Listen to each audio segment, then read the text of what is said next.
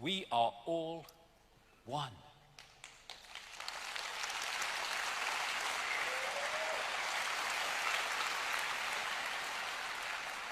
That is what they don't want us to suss. Who are we? We are all that is, has been, and ever can be. When people hear that, they say, how is that possible? I will explain in a second. But I had an experience once which took me into other levels of reality.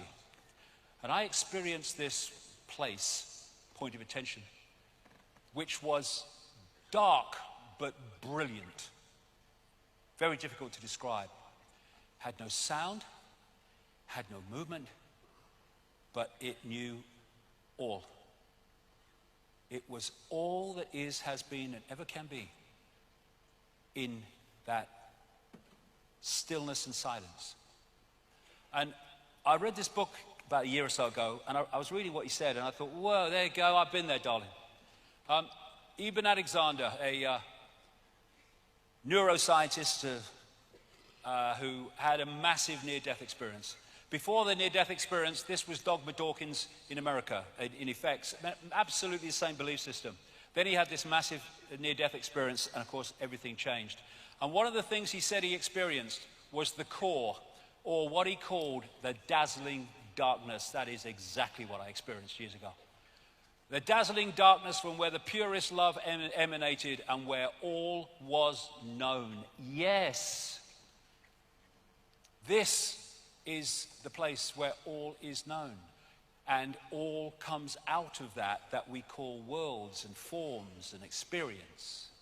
It's all that is and ever can be. Impossible. You can't be all that is and ever can be. Yes, you can, because that is all possibility waiting to manifest.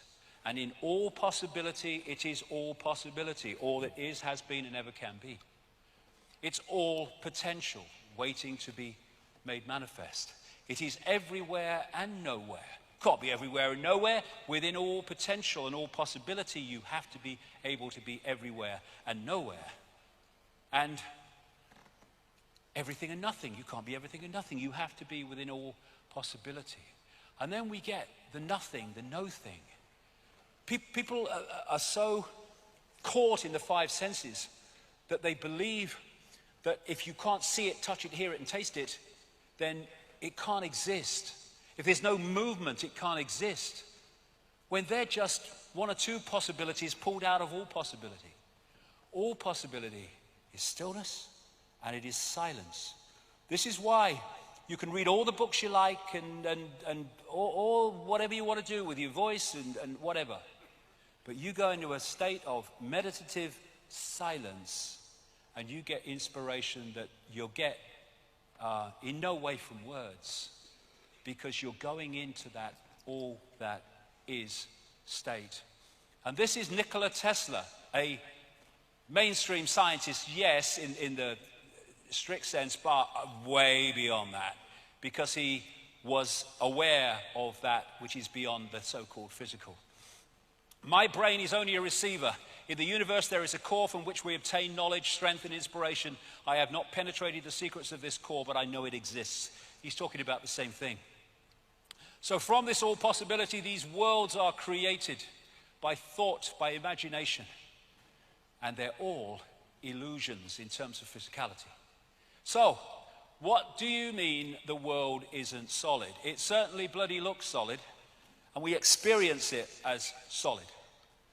But it can't be, for a start, because they tell us that this reality is made of atoms. Atoms have no solidity, and thus they cannot a physical solid world make. And as someone said, if you take the nucleus of the atom, it is, in relation to the size of the atom, about the size of a 10-cent piece. All the rest is empty space. And if you go into that deep enough, you'll find that is too. How can that make a solid world? What we call atoms and all these other things they talk about in science is the decoding system. When you put information in a waveform sense into a computer and the computer decodes it, there are certain stages of that decoding before it becomes that on the screen, this world. And science is so focused on the twigs and can't see the forest that it takes every twig in isolation. It doesn't realize it's part of one seamless decoding system.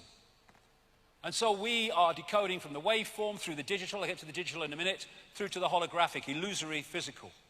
All these different levels, molecular and atomic and holographic as it is, and they're all different expressions of the decoding of this world. The world is a hologram. Everything that we see as form is a hologram. There's more to know even about that, but let's keep it at that level for now. And holograms are like, of the ones you buy in the shops, what they do is they get a laser, and the part of the laser goes off.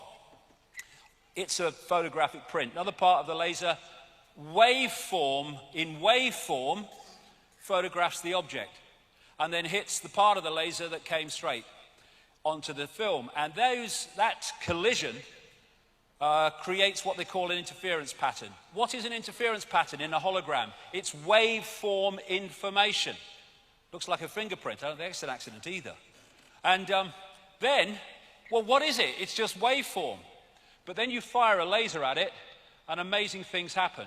And what you are looking at is basically the same principle as dropping two stones in a pond, and they start a wave reaction. And as those waves collide, what you're looking at is a waveform portrayal, expression, of where the stones fell, how fast they fell, how heavy they were. It's an information field if you know how to read it. And so what happens with the holographic waveform information is when it's read, it becomes an apparently three-dimensional object. These are all holograms that we're seeing here from these waveform information patterns. And some of them, the best of them, can look as solid as you and me. This lady is a hologram projected from somewhere else. These are all holograms. He's been projected from somewhere else. Les Dawson did a whole bloody program, you might have seen it, the British comedian. Even though he's no longer with us, great man as he was, he did a whole program as a hologram. This lady isn't standing there, but appears to be. And so what we're doing is taking this waveform information, that the cosmic internet, and turning it into a holographic reality. And now, mainstream science is starting to see that this is something they need to explore. You are a hologram projected from the edge of the universe. New Scientist, one of the main scientist magazines in Britain. Scientific American, are you a hologram? Quantum physics says the entire universe might be. And here is a mainstream newspaper report. Russian researchers want to replace your physical body with a holographic avatar. Why and how? Because they're replacing a hologram technologically generated with a hologram biologically generated, but even now they're starting to biologically generate as well. And the wonderful, amazing characteristics of a hologram, which explains so many mysteries, is that every part of a hologram is a smaller version of the whole. So when you get one of those holographic prints of a picture in waveform, and you cut it into 4, and you fire the laser at each one, you don't get a quarter of the picture, you get a quarter-size version of the whole picture. Every part of the hologram is a smaller version of the whole. And that's why you see the human energy field is a smaller version of the planetary energy field. This is where as above, so below comes from. And then you have reflexology and acupuncture and all these things that can find points on the ear and the body and the foot, all over the body, that correspond with other parts of the body. It's because they are holographic and therefore smaller versions of the whole. You might have seen people who've photographed things with their hands, where they've in various experiments that have been done. Not when I say photograph things, they've seen things with their hand. They've not seen them as clearly as with their eyes, but they've seen them. Now that is possible, although science says it's impossible. It's possible because there are sight senses in the hand, because it's a hologram, therefore all the senses are in the hand, just not as sharp as the main sense, in this case eyes. The palm reading is all part of the hologram because the whole body is in the hand.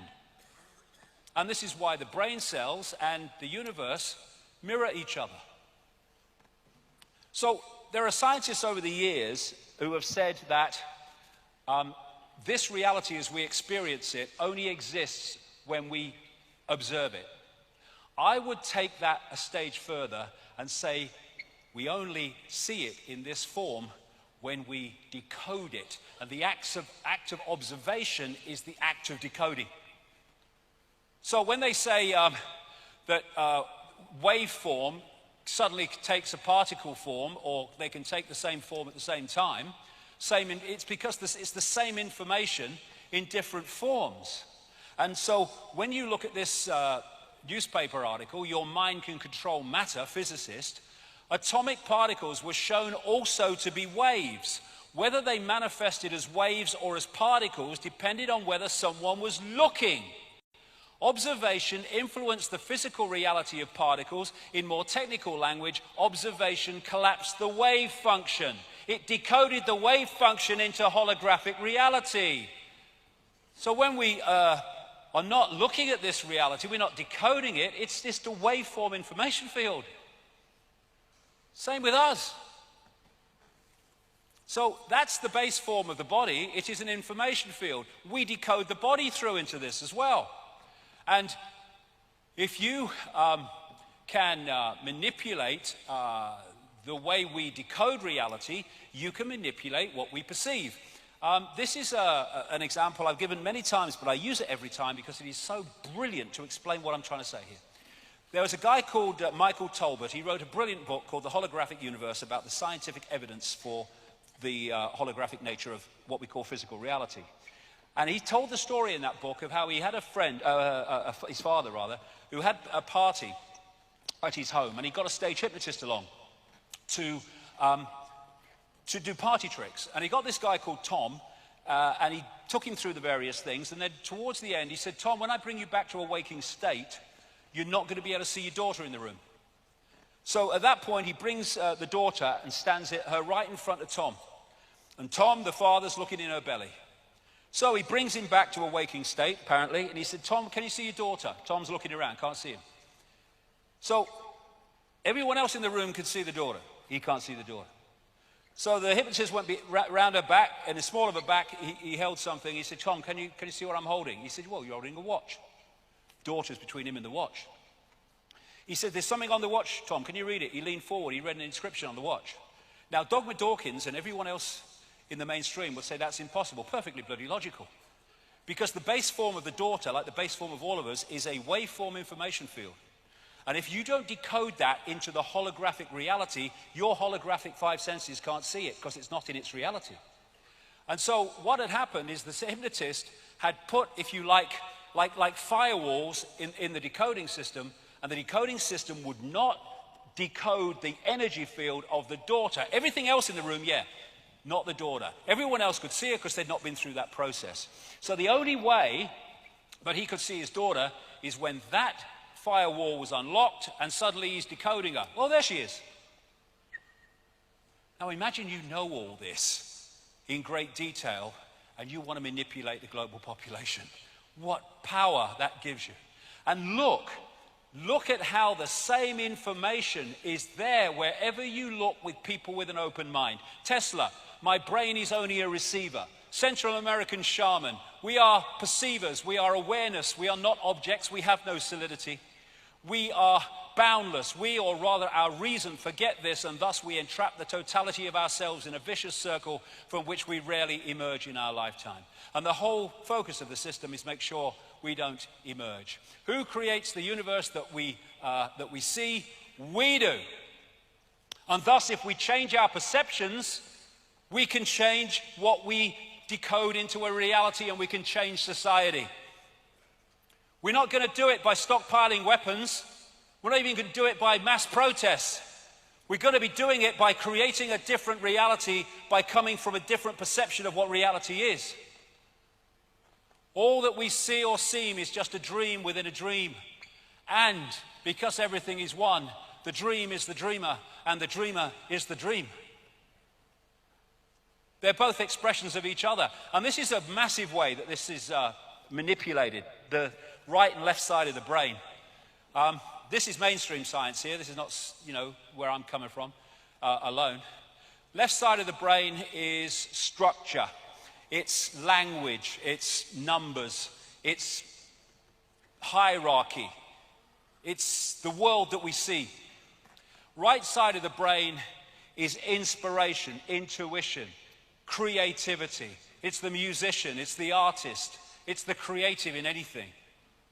And this is Mercedes-Benz in an advert that was actually emphasizing these two very different functions of different sides of the brain.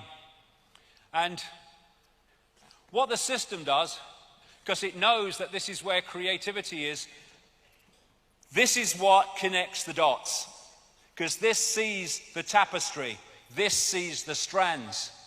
If they keep you in the left brain, it's all dots. You get in the right brain, the dots are a picture. That's why they don't want us to connect the dots. That's why they don't want us in the right side of the brain. And so they put the soldiers on the gate of the left side of the brain to stop the right side getting in and having an influence. And what is that? It's doctors, it's journalists. And I'm not saying they know what they do. They're doing this. They don't. They've gone through the system as well. It's scientists, academics in all their forms, and all the rest of it. And if you look at exams in education, what we call education, it's all left side of the brain information, and all the time cutbacks in the arts and things that would open the right side of the brain. I've never made one of my discoveries, said Einstein, through the process of rational thinking. No, through going to another level of awareness beyond the village idiot of rational thinking as we perceive it. Cosmic communication. This is the wireless internet on an electrical level. There's a whole area of science now called the electric universe. Two of the great pioneers and founders are Wallace Thornhill and David Talbot. This is a brilliant book. It's very difficult to get hold of, explaining how the universe has a electrical level, electromagnetic level. It explains so much. We all realize that there's electricity in the atmosphere because we see lightning.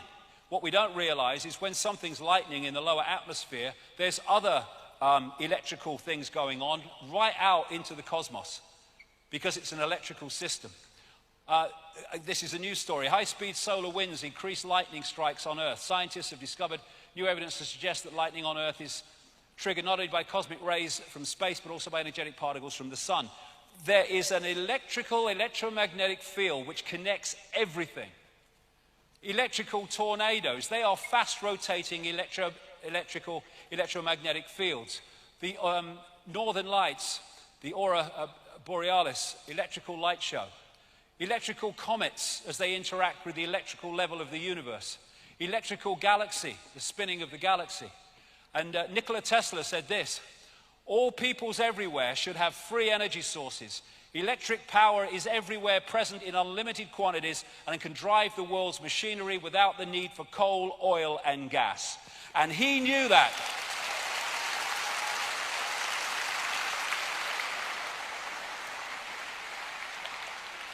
He knew that, and he died penniless in a hotel room in New York in 1943. And who are the forces that are suppressing this knowledge? The very sources that are telling you we must deindustrialize because of global bloody warming. That's a load of bollocks anyway. Scam. Gravity is powerful. Okay, the electrical force is about 1,000 trillion times more powerful than gravity. This is what the magnetic force is capable of.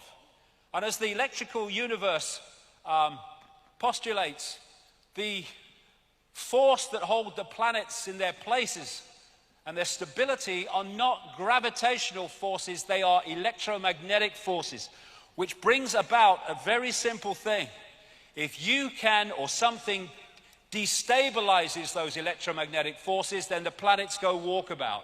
And I'll get to this in part 2, but they went walkabout in geological terms very bloody recently. 99.99% of the universe or our reality is plasma. And plasma just happens to be an almost perfect medium for electrical forces. They say in the laboratory, plasma exhibits a lifelike ability to self-organize and cope with the stresses of its electrical environment. Why? Because it's conscious.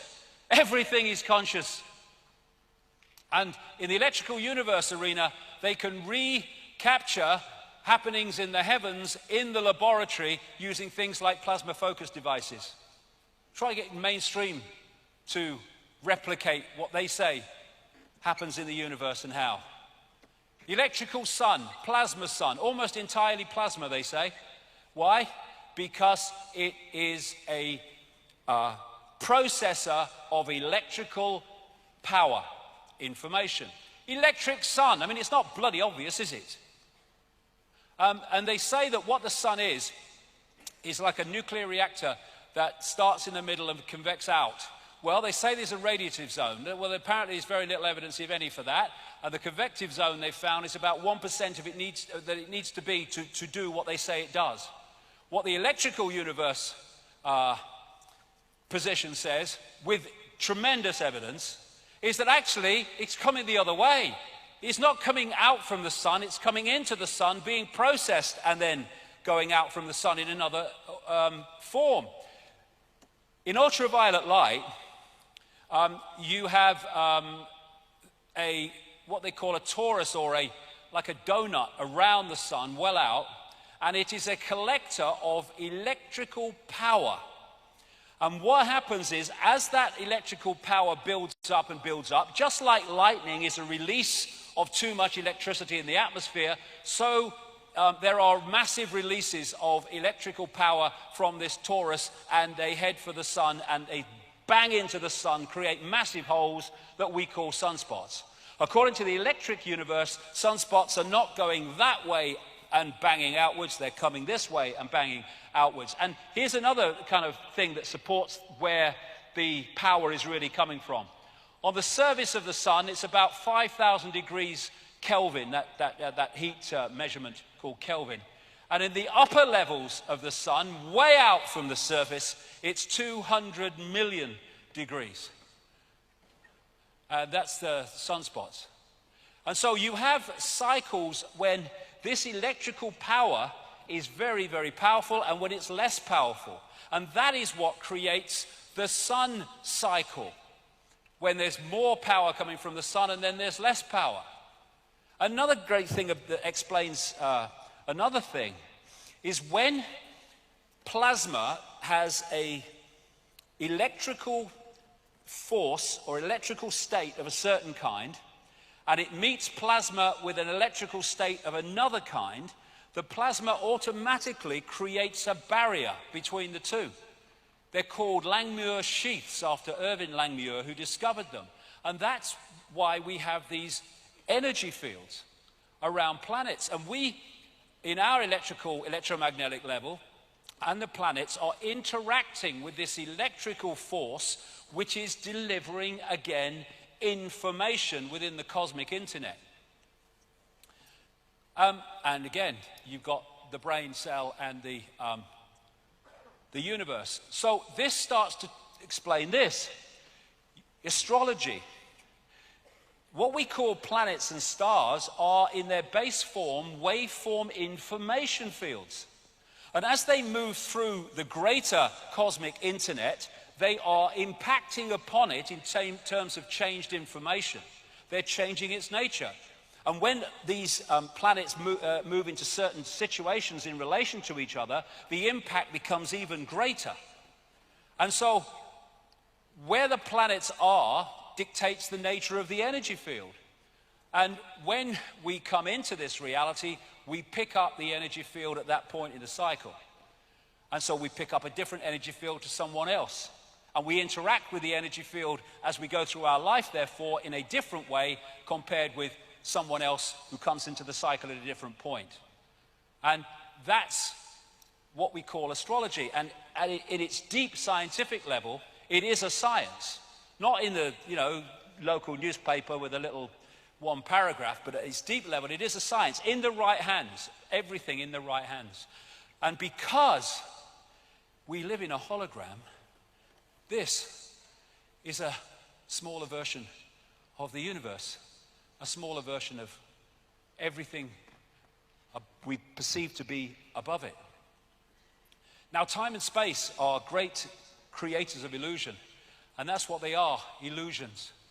Far away, We see stars, we say they're billions of light years away. Hold on. In that form, they exist. When we decode them here, they're centimeters away in effect. And it's just, again, waveform into hologram. Space, illusion. Communicating, they say, particles can communicate billions of miles apart. How? Because the billions of miles are illusion. It's one energy field reacting to itself instantly because it's one energetic field. And, when you look at time and space, when you put like a computer game into a computer, all the information is on one disk at the same time, right from the start to the end. But you put it in the computer, and that plays that out scene by scene. And as the scenes pass, you perceive that as the passage of time. And as you look at the screen and its depth and its perspective, you see that as space. But all it is information on a disk being decoded into that form by the computer. And it's the same with a DVD. Your perception of time when you're watching a DVD only is dictated by where you are in the DVD. So when you're watching here, your past is there and your future is there. When you're watching there, your past is there, your future is there. And yet, it's only dictated by that part of the information field that you are decoding at that time. There is only the now, that which is all. There is no time and space within that dazzling darkness. It's illusion. It's a perception of time that we have. And this is a great line. The present moment is the only moment available to us, and it is the door to all other moments. Why? Because there is only that moment. And the more we get pulled into the future, fear, more we get pulled into the past, regret, we're getting pulled out of the now into some illusory past and future. And what the left brain does is it takes information in that now, and it puts it in a sequence. And that sequence appears to us to be the passage of time. We're back to the DVD. Einstein said, when you are courting a nice girl, an hour seems like a second. When you sit on a red-hot cinder, a second seems like an hour. That's relativity. Relativity is what? Your perception of how you decode reality. Time doesn't exist, clocks exist. Time is just an agreed-upon construct. We have taken distance, one rotation of the Earth and one orbit of the Sun, and divided it up into segments, then given those segments labels. Why it has its uses, it's been programmed to live our lives by this construct as if it was real. We have confused our sharing construct with something that is tangible, and thus we have become its slave. We have a line that doesn't exist in the ocean. That's tomorrow, that's yesterday. It's not even bloody straight, look at it. And yet time controls us. This is another newspaper article. Prison of the mind. Prisoners could serve 1,000-year sentence in 8 hours. Future biotechnology could be used to trick a prisoner's mind into thinking they've served a 1,000-year sentence, a group of scientists have said. Why? Because it's all an illusion. University in London has done a study on time and found that when great sports people are playing, they go into another relationship with time where they decode it to be slower than the rest of us do. That's why, we see balls going across a tennis court and you think, how did he get that back? But he's not seeing it in the same speed we are. I experienced this myself when I was in sport on one occasion. And so you have these, people from the so-called past which seem to be ahead of their time, like Da Vinci and Giordano Bruno, and all those things that Da Vinci came up with 500 years before they were shown to work. And people say they were hundreds of years ahead of their time. They weren't. They were beyond time. They were able to access that level of awareness beyond the program, thus beyond time and space, and that's where they got that knowledge. It doesn't matter if it's the Stone Age here or now. If you access that awareness, you can get that inspiration. The power of the heart, love, intuition, and intelligence. We've got this chakra system, this vortex system. This is the key one, the master one, which relates to the physical heart. And throughout history, the heart has been said to be the center of human power, and it is. The Heart Math Institute in the United States has done massive research on the true nature of the heart, both the physical heart and the energetic heart, same thing in the end. It's the body's most powerful electromagnetic field projected from the heart. The brain obeys the heart. More nerves go from the heart to the brain than go the other way. And the heart has brain cells because it is a massive form of intelligence. Thinking intelligence, innate intelligence. Knowing intelligence, thinking intelligence. Programmed intelligence, see through the program intelligence. And this is what they say. There is also new data suggesting that the heart's field is directly involved in the intuitive perception through its coupling to an energetic information field outside the bounds of time and space. And that's why you get intuition that knows far more than this thinks it knows, because you're accessing a much higher level of awareness when you come from that point. Open your heart and connect with all that is. Thinking, knowing. And that's why they want to shut the heart down through fear, through anxiety, through depression, through worry. So we don't use that access to the great forever. The research at the HeartMath Institute says that when the heart, the brain, and the central nervous system are in harmony, the person moves to a higher level of awareness. When they are not in harmony, they have a distorted resonance, incoherence as they call it, then you're not in that higher state of awareness. And this is the heart rhythm of someone in a state of appreciation. This is a heart rhythm in someone in a state of frustration. Coherence, incoherence. And look at the frickin' world. It's structured to constantly put us in states of low vibrational emotion and fear and anxiety and frustration. And in doing so, it takes us out of the true self and into the fake self. Open your heart, change the world. This is a great line from the great Bill Hicks. This is where we are right now as a whole. No one is left out of the loop. We are experiencing a reality based on a thin veneer of lies and illusions. A world where greed is our God and wisdom is a sin. Where division is key and unity is fantasy. Where the ego-driven cleverness of the mind is praised rather than the intelligence of the heart. Absolutely right.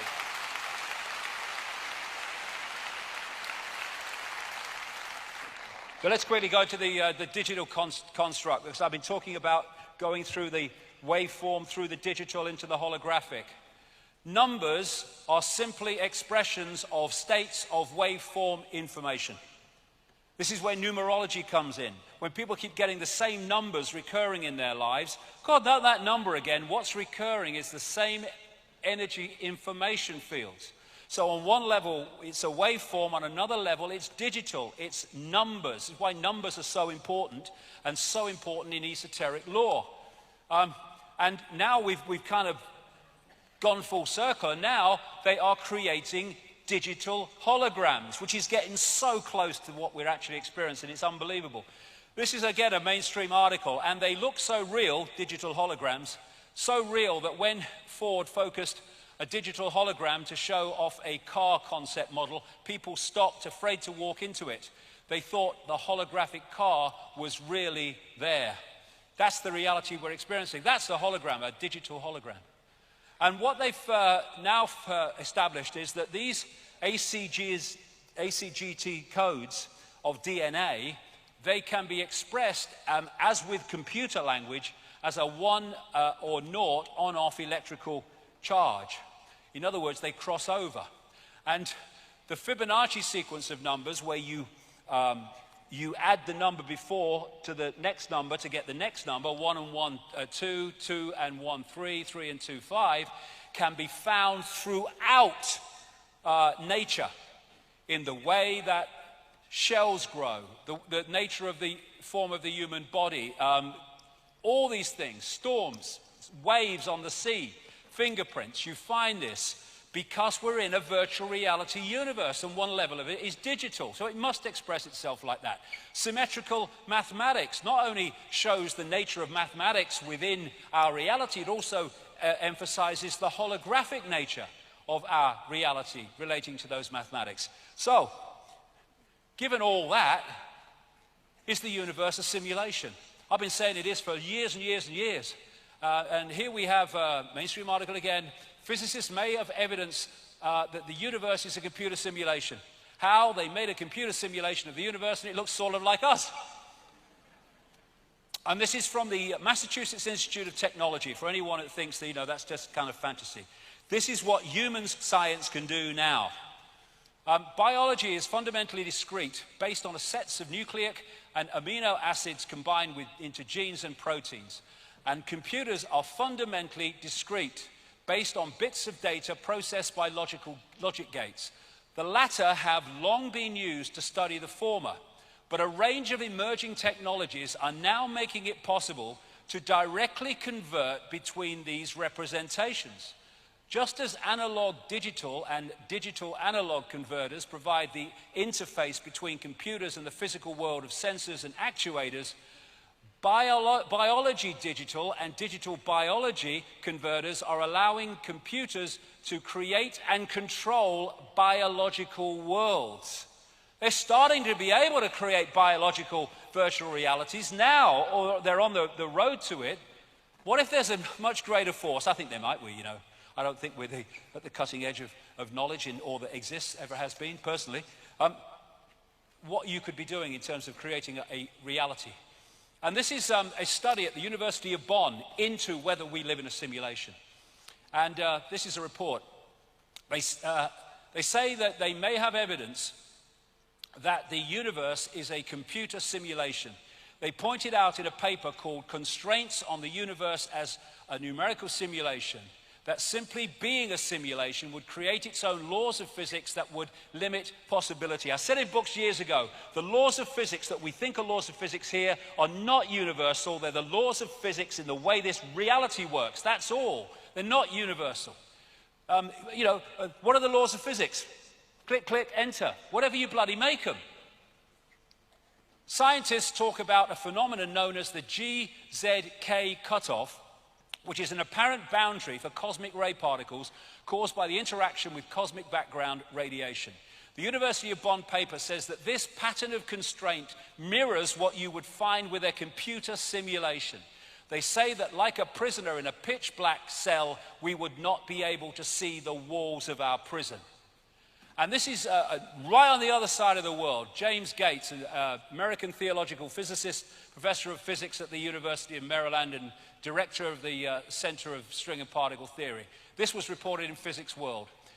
There may be evidence to show that our reality is a simulation akin to the movie The Matrix. Yes, Gates and his team of researchers discovered equations in the fabric of the universe that contain embedded computer codes of digital data. They take the form of 1 and 0 and 0, the binary system of on-off electrical charges used by computers, and he says we have no idea what they are doing there. I think I can help him. Computers and other electrical technology are embedded with mathematical sequences known as error-correcting codes or block codes, which return data to its original state if something changes or interferes with it during transmission. Gates and his team have found these sequences within the fabric of our reality, but they don't know what they are doing there. They're holding the reality in place for reasons I'll explain in part 2. And what I would say, the biggest blocking code of this reality, this fake reality, as I'll explain after lunch, the speed of light. The speed of light is not the fastest speed, it's pedestrian. How can you have a fastest speed within all possibility? It is the walls of the reality, the fake reality that we've been manipulated to decode, believing it to be real. And they've been talking for centuries and centuries about the fact that this is some kind of enclosed world. And it is. And like a prisoner in a pitch black cell, we may never be able to see the walls of our prison until we wake up. So, put this all together, and we're living a fake identity. We think we're our name, our race, our job, our income bracket, our religion, and our life story. I am whatever the system tells me I am. No, we're not. We are what we are. Infinite possibility. Jim Morrison, great quote. The most important freedom is to be who you really are. You trade your reality for a role, a mask. You trade your sense for an act. You give up your ability to feel. In exchange, you put on a mask. There can't be any large-scale revolution until there is a personal revolution on an individual level. It's got to happen inside first. And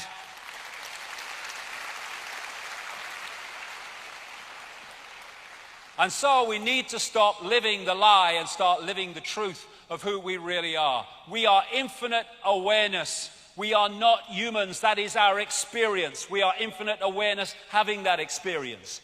Infinite possibility. And this is a wonderful quote I've used a few times, but it's so brilliant, from a near-death experiencer. What they experience outside of the body. Everything from the beginning, from my birth, my ancestors, my children, my wife, everything comes together simultaneously. I saw everything about me and about everyone who was around me. I saw everything they were thinking now, what they thought then, what was happening before, what was happening now. There is no time, there is no sequence of events, no such thing as limitation of distance, of period, of place. I could be anywhere I wanted to be simultaneously. That's who we are, and that's what the system is seeking to keep from us, to hold us in this one narrow band of point of attention. And bollocks begets bollocks. That's why the whole of our society is flawed and distorted and inverted, because it's coming from a totally fake position of the reality that we are. Yippee, we know all about the known. No, you know what you've been told. And if you tell the system back what you've been told, you pass exams and you progress within the system. Congratulations. Wisdom is knowing how little we know. And that doesn't mean you believe everything, of course not, but it means your mind is constantly open to all possibility. We are in an intellect prison. We worship the intellect. This is the isolated intellect without consciousness. Village bloody idiot. That's the intellect. It looks at dots and it focuses on dots, but it can't connect them to see the picture. And so, this is why infinite awareness, all that has been, ever can be, has been reduced to this. And the world that we live in has been reduced to that through delusion, the delusion of illusion. And why? We ridicule and we kill and despise those that can see beyond the program. You are the universe, but society teaches limitation. Why? Who's behind the bamboozle? Who benefits from it? Why is this nonsense going on? Be back in 1 hour. Thank you very much.